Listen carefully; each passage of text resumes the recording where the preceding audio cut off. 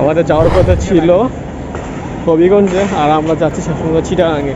High, কেমন আছো সবাই? নতুন একটি ট্যুরে সবাইকে স্বাগতম। আর আজকে যাচ্ছি হলো চিটাগাঙের উদ্দেশ্যে। এই নিয়ে 3 বার মতো যাচ্ছি ওখানে কন্টেন্ট ক্রিয়েট করার জন্য। আর বর্তমানে এখন আমি আছি কমলাপুর রেলওয়ে স্টেশন। এখান থেকে চিটাগাঙে যাওয়ার জন্য ট্রেনে উঠবার আমরা যাবো হচ্ছে এলো সীতাকুণ্ড স্টেশন পর্যন্ত। আর ভাড়া পড়তো 125 টাকা করে। আর আমরা কম্পিউটার ট্রেনে করে ওখানে যাচ্ছি। ট্যুরে আমার সাথে যাচ্ছে ইলিয়াস। কম্পিউটার ট্রেনটি মূলত হচ্ছে মেল ট্রেন, তবে সীতাকুণ্ডে যাওয়ার জন্য ট্রেনের সবচেয়ে ভালো মাধ্যম হচ্ছে আন্তনগর ট্রেন ব্যবহার করা। ভাড়া পড়ে শ্রেণীভেদে 285 থেকে 1179 টাকা পর্যন্ত। যদি তা না করেন তাহলে সিট দখল নিয়ে এক প্রকার যুদ্ধ করতে হবে নিজেদের মধ্যে। তা করতে গিয়ে অনেক সময় লড়াই বেঁধে যায় নিজেদের মধ্যে। এবার ভ্রমণে আমাদের এই অভিজ্ঞতা হয়েছিল। তবে বাসে যেতে গেলে সীতাকুণ্ড পর্যন্ত নন এসি ভাড়া পড়বে 420 থেকে 480 টাকা, যার মধ্যে শ্যামলী অ্যানা গ্রিন লাইন অন্যতম। নামতে হবে সীতাকুণ্ড স্টেশনে। যদি ওয়াশরুমে যেতে চান তাহলে দেখেন আমার কি হয়েছিল। সামনে ওয়াশরুম আছে, ওই সামনে গেলে ওদিকে তো যাওয়া বলে এদিকে আরো বেশি। আরে এত চিপা কেন ভাই? একটু জায়গা দেন তো, ওয়াশরুমে যাবো। ওয়াশরুম যাইতে পারবেন না ভাই, আমি জানি। ভাই ওয়াশরুম গেলে কি এই জায়গা করে দিন নামবে? আরে না, ওয়াশরুম যাবই।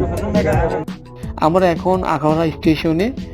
এখানে 40 থেকে 50 মিনিট ট্রেনটি বিরতি দেয়, আবার বামনবাড়িতেও আরেকবার বিরতি দেয়। সবাইকে রিকমেন্ড করবো যে মেল ট্রেনে না আসার জন্য। আর যারা চায় যে ধীরে ধীরে যাক বা বাজেট ফ্রেন্ডলি, তাদের জন্য মনে করবো মেল ট্রেন ঠিক আছে।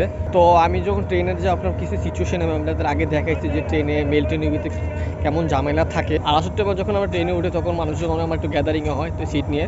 আর এখন ঠিক আছে, সবার সাথে একবার মিউচুয়াল ফ্রেন্ডশিপ হয়ে যায় তাদের সাথে। রাতে 3টা বাজে। আমরা এখন কুমিল্লা পার হচ্ছি ঘন কালো অন্ধকার আর কুয়াশার হাতছানি চারদিকে। তবে ট্রেনে যাওয়ার আসল মজাই হচ্ছে যখন ফেনী অতিক্রম করবে।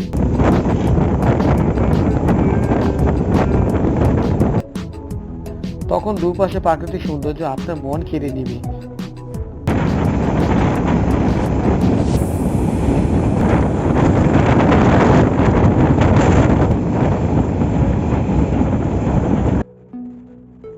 তা দেখে আমার মতো পোস্ট মেরে ভিডিও আর ছবি তুলতে ভুলবেন না।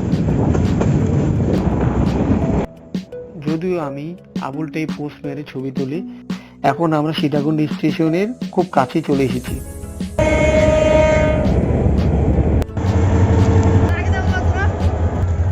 অলমোস্ট 10 ঘন্টার মতো লাগছে এখানে আসতে সীতাকুণ্ড স্টেশন পর্যন্ত। তো এখন প্ল্যান হচ্ছে কি আমরা বাঁশবাড়ির দিকে যাব। তো এর আগে আমরা সকালে নাস্তা করে নিব, দেন আমরা বিচের দিকে যাব। সকালের নাস্তার জন্য আমরা নিছি ডাল ভাজি, আর এটা নিচে হচ্ছে হলো 15 টাকা, আর ডিম ভাজি নিচে 20 টাকা, আর পরোটা ডিম হলো 6 টাকা করে। আর সীতাকুণ্ড বাজারে খাবারের জন্য অনেক হোটেল পাওয়া যাবে।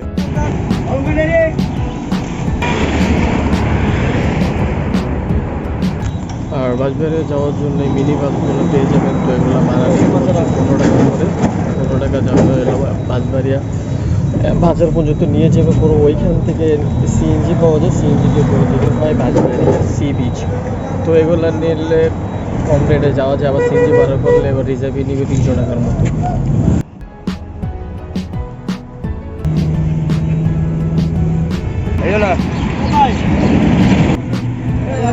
বাঁশবাড়িয়া ভাড়া কত? বাঁশবাড়ি স্টেশনে নেমে আমরা সিএনজি ঠিক করি জনপ্রতি 20 টাকা করে। সৌর পিচডালা ভাঙ্গা রাস্তা হয়ে আমরা যাচ্ছি বাঁশবাড়িয়া বেড়িবাঁধের দিকে, যেখানে রয়েছে অপূর্ব ভিন্ন রকমের সমুদ্র সৈকত। তবে মজার ব্যাপার হচ্ছে আমরা যেটি সমুদ্র সৈকত নামে চিনি, গুগল ম্যাপে এটি খাল হিসাবে দেখানো হয়।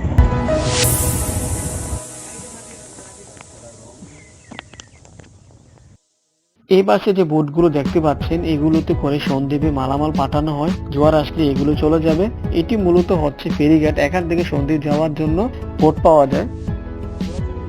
একটু সামনে এগিয়ে গেলে সারি সারি ঝাউ গাছ, এগুলো না দেখলে বিচ মনেই হয় না। তবে ক্যাম্পিং করা ভালো ব্যবস্থা নেই, যা হতাশাজনক। আর নিরাপত্তা কর্মীও নেই, যা থাকা খুবই জরুরি। আমরা চাচ্ছি এখানে মূল আকর্ষণ 1/2 কিলোমিটার বেশি লোহার ব্রিজের দিকে, যেটিতে হেঁটে সমুদ্রের ভিতর কিছুটা যাওয়া যায়। ওই জায়গা টিকিট লাগে। আর এখন হলো এই জায়গার ভিতরে হলো ভাটারটা পেক্কাদের মতো দেখতে পাচ্ছেন। তো যখন জোয়ার আসবে তখন আর ওই ব্রিজটা যাওয়ার জন্য একটু আগে মুরব্বীর সাথে কথা বলছি, যে উনি বললো যেটাতে যাওয়ার জন্য জানি 20 টাকার মতো দেওয়া লাগে, আর যেতে পারবেন ইজিলি, সমস্যা হবে না তেমন। এই যে দুজন দেখতে পেতেছেন কাপল, ওনারা আসছে, আর আমরা দুজনই, এই 4 জনই আজকে বাঁশবাড়িয়া বিচ ঘুরতে আসছি সকালবেলা।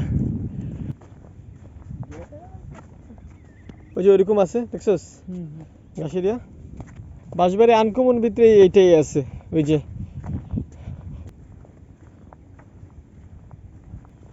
অনেক শক্তি কিন্তু।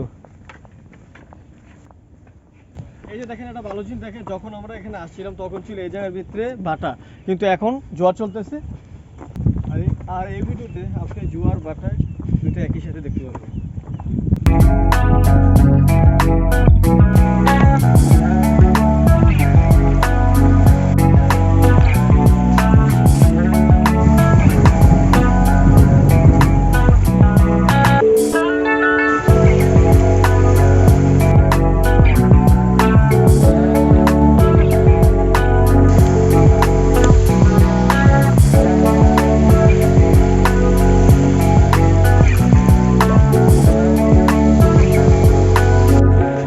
এ ভাই, স্পিড বোর্ডে কত দিবেন? মেলা টাকা লাগবে। কত করে নেন? একজন 100 করে। কতক্ষণ ঘুরাবেন? 2.5 কিলো। একটু ভিতরে নিবেন না? একটু ভিতরে নিবেন।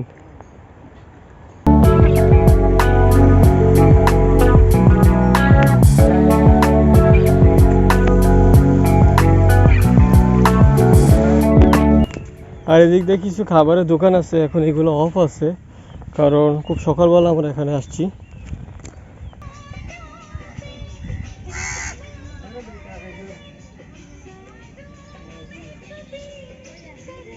কত নেন ঘোরা চললে? কত? 1 গুরানি 50 চর্বি। আর বিচের সামনেই কতগুলো খাবার হোটেল আছে, এগুলোতে দুপুরে খাবার ইচ্ছা করলে খেতে পারবেন। তো দেখাচ্ছে এগুলোর খাবারের প্রাইস কেমন হতে পারে। কোনটা কত একটু বলেন। মুরগি ডাল ভর্তা, মুড়ি ডাল ভর্তা বসে দেবো 100 টাকা তো রাখবো, পেট ভরা খানা।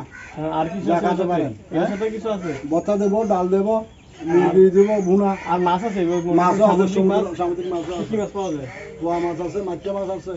কত নেন এগুলো প্যাকেট? এগুলো প্যাকেট আছে 100 টাকা। 100 টাকা করে। আচ্ছা এগুলো কি পারি কলা? এগুলো পারি কলা, পারি কলা। পারি কত করে একটা? একটা হলো 6 টাকা। পোয়া মাছ, মাছটা মাছ, তারপর গাঙ্গুয়া মাছ।